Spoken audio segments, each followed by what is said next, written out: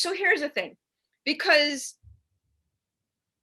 sometimes it's easy for a listener, audience member, my clients to say, well, sure, you can do that because you're not scared, or you can do that because you're XYZ. And one of the things I know about you is you're very particular. You're very particular. You're not a big risk taker in general, Right. right? I mean, you're just not. However, look at what you've done. So for the people who are, because, my people know that I'm a bit crazy. They know I'm a bit adrenaline junkie. They know I've jumped out of airplanes, swam with sharks. I thrive on that. But for all the people who are more calculated, who are more thinkers and not crazy risk takers, and yet here you are. So what did you have to do, have to think about, have to overcome to step into being the only person, not just the only person in a room, because we're not talking about a little local networking group here, but the only person in a really freaking impressive room. You know what I mean? It's like next level room. So what have you told yourself or done that would help somebody who's not a natural step into all those things?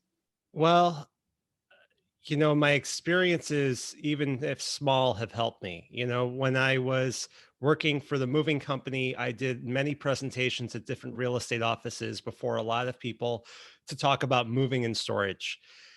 And that kind of broke down fears of speaking before a lot of different people, Hmm. um, building those relationships for a subject that, I care about. Obviously, I cared about my brother's company and my job, but it's not something that I always dreamed of doing. But you learn how to speak it and you learn all the information on it and you get comfortable with it. Hmm. So speaking to a lot of people and meeting people started to become more natural to me. Another thing is, when I was back in college, I did have this vision of maybe going to Washington, D.C. and being involved in these different things. And I saw that for myself. And when I didn't end up doing it, I almost kind of beat myself up a little bit about it.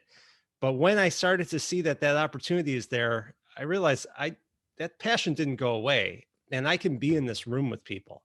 And just in terms of taking risk, um, going and doing the full-time job, it was a calculated risk because I was lucky enough to still have another job in case I wasn't getting, you know, Right. income from real estate. And I was it pushed me really, really hard to make sure that I had enough momentum, but it was more of a calculated risk in that way.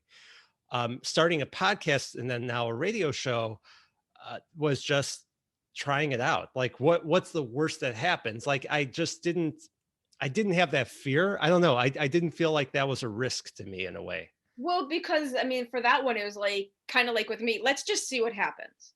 This Right. sounds, what's the worst thing that could happen? I've wasted some hours talking to people I enjoy talking to. That's not a big risk. No, that's not.